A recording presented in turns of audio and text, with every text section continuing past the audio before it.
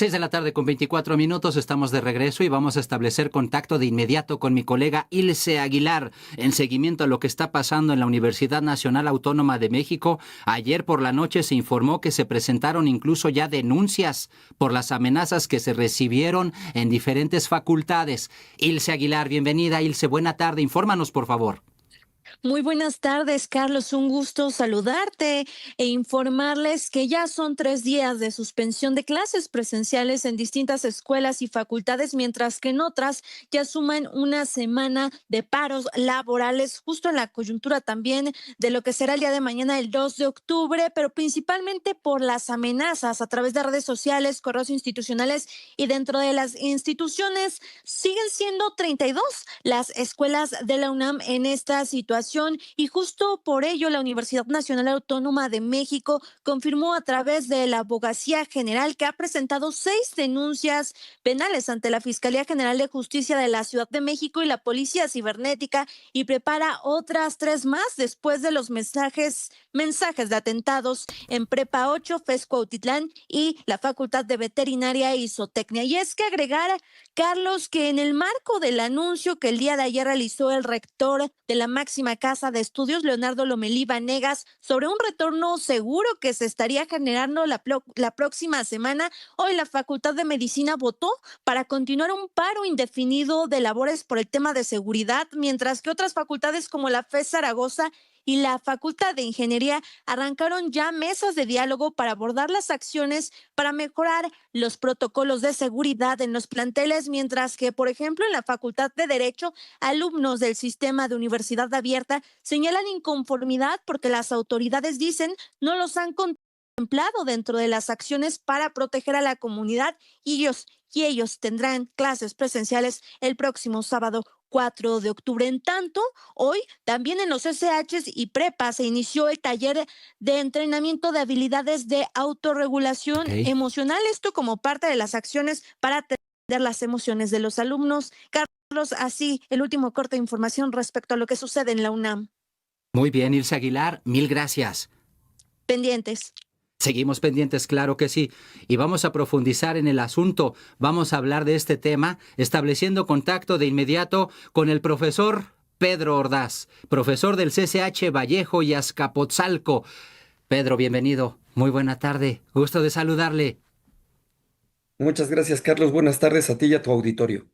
Muchas gracias, Pedro. Lamentable situación, por supuesto, la que se está viviendo en la Universidad Nacional Autónoma de México.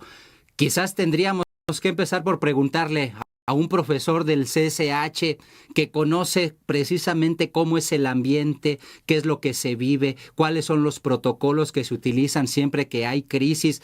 De entrada, profesor, ¿qué decimos de lo que está pasándole a la máxima casa de estudios, que tuvo como punto de partida un lamentable hecho que fue el homicidio de un alumno por parte de otro alumno de la misma comunidad, Pedro?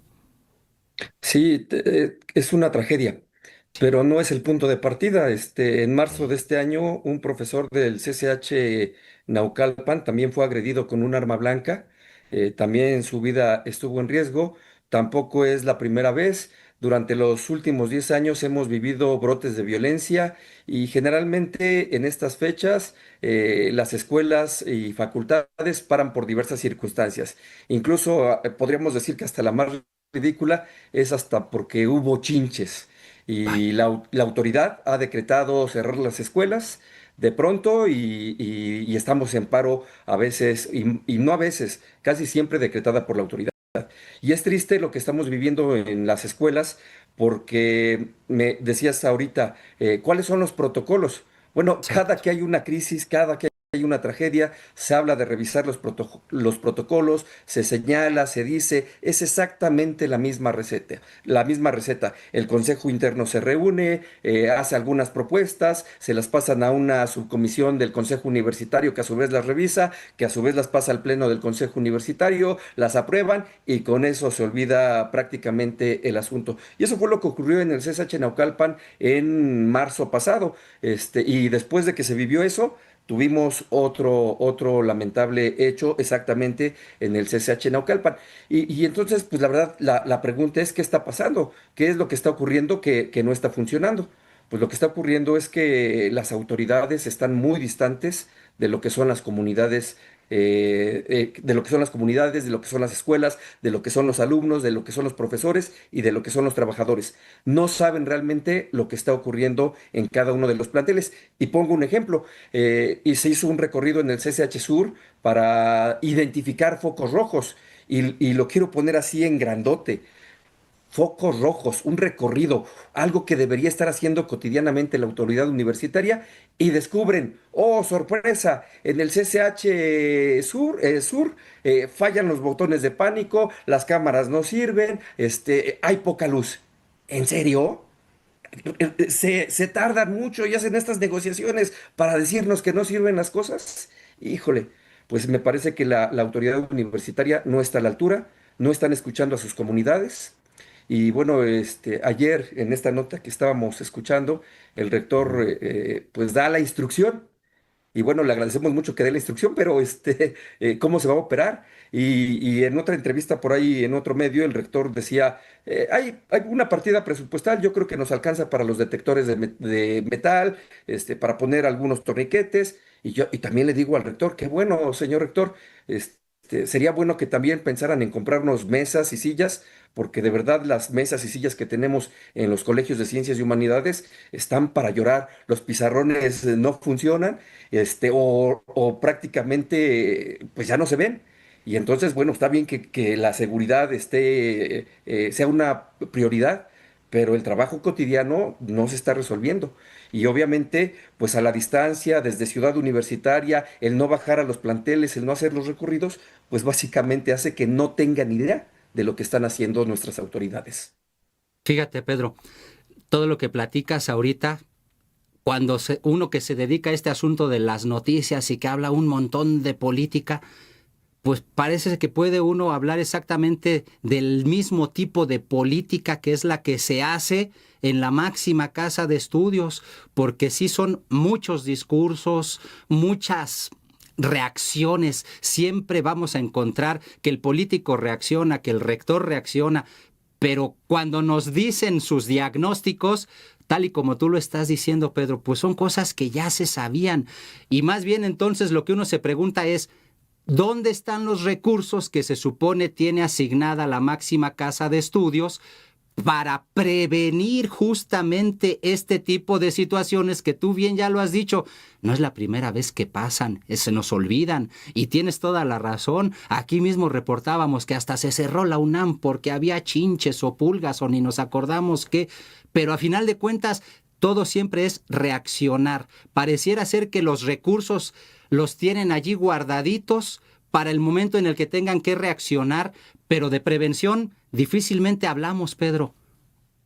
No la hay, y no la hay porque, miren, por ejemplo, en el Colegio de Ciencias y Humanidades tenemos un departamento de psicopedagogía, y el departamento de psicopedagogía atiende casos de alumnos que tienen algún diagnóstico de alguna enfermedad, que de pronto sienten alguna ansiedad, y últimamente, eso sí hay que reconocérselo al rector, se ha impulsado un programa que se llama Espora, y básicamente son alrededor de 9 psicólogos por plantel, pero cada plantel tiene una comunidad de 15,000 personas.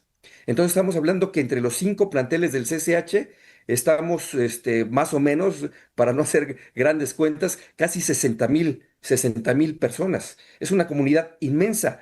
9 psicólogos por cada plantel, son 9 por 5, 45, 50 psicólogos para atender esa comunidad, pues obviamente no dan los números, no hay Claro. posibilidad. A lo mucho que dan es una primera atención, les dan algún seguimiento, y básicamente les dicen, bueno, pues a partir de este momento ustedes pueden ir a consultar al IMSS, pueden ir a otro servicio, y bueno, pues básicamente es insuficiente el número de psicólogos que tenemos para atender, por ejemplo, casos de depresión, casos de ansiedad, miren.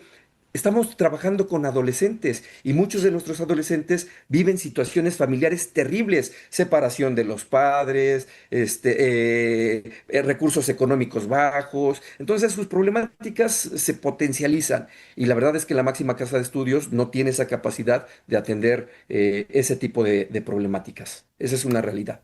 Claro. Oye, Pedro, siempre decimos, hay que preguntarles a los que están metidos en el asunto. Regularmente las autoridades toman sus decisiones acá arriba en el Olimpo sin interesarles o sin enterarse si allá abajo, por quienes están decidiendo, están realmente tomando las mejores decisiones. Por eso hay que aprovechar este espacio, Pedro Ordaz.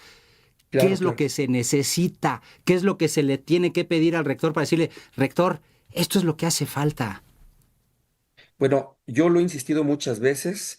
Seguramente cuando se hacen estas críticas, las autoridades se molestan mucho, no les gusta que se les digan este tipo de cosas, pero lo primero que tienen que hacer es acercarse a las comunidades. El director, el rector, pues gobiernan desde Ciudad Universitaria, no van a los planteles, no hacen estos sencillos recorridos.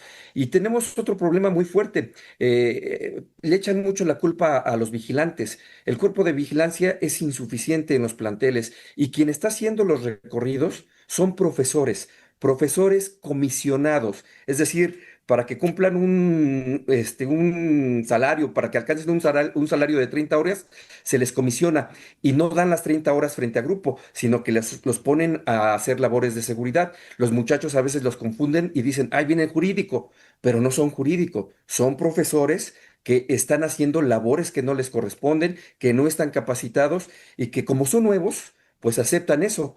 Ahora, esos profesores desgraciadamente no trabajan 30 horas, los tienen de 7 de la mañana a 9 de la noche y, por ejemplo, en estos casos de crisis, pues están ahí muchísimo más tiempo. Entonces, la universidad no les retribuye lo que les tiene que retribuir de manera justa, pero además la universidad hace a un lado al sindicato y a lo mejor hay críticas hacia el sindicato, pero no contrata al personal que necesita contratar y que debería estar especializado para este tipo de cosas.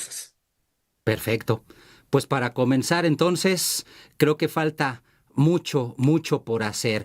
Creo que por último tendría que preguntarle, profesor, porque los padres de familia también son una parte importante de esta ecuación. ¿Qué decirles a los padres de familia que hoy por hoy pues tienen miedo y dudan en enviar a sus hijos a clases? De entrada, sabemos que hay paro, pero en algún momento después de todos estos protocolos, como bien lo ha dicho usted, profesor, dirán, ahora sí ya vámonos a las clases.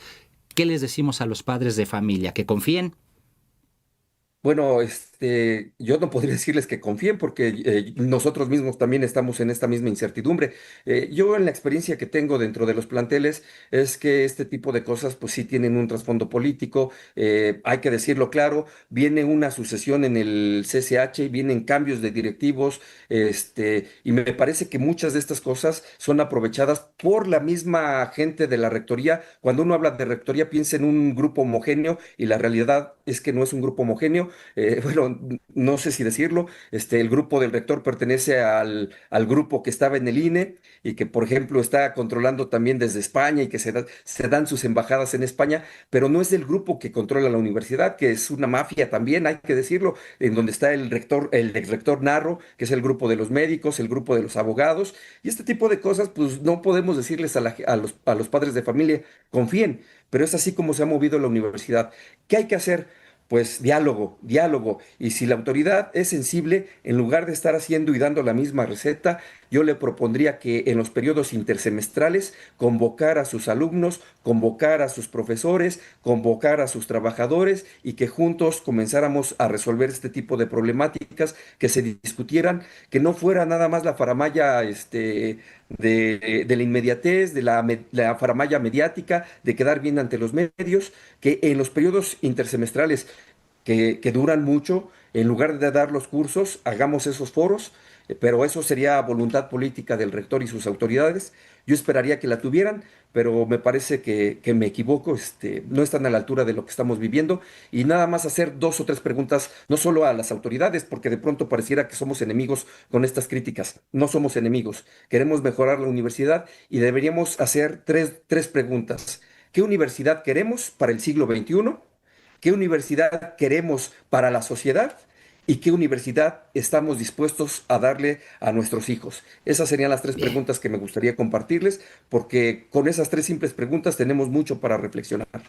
sin lugar a dudas. Y con eso nos quedamos. Pedro Ordaz, profesor del CCH Vallejo y Azcapotzalco, mil gracias por platicar con nosotros para la audiencia del Octava.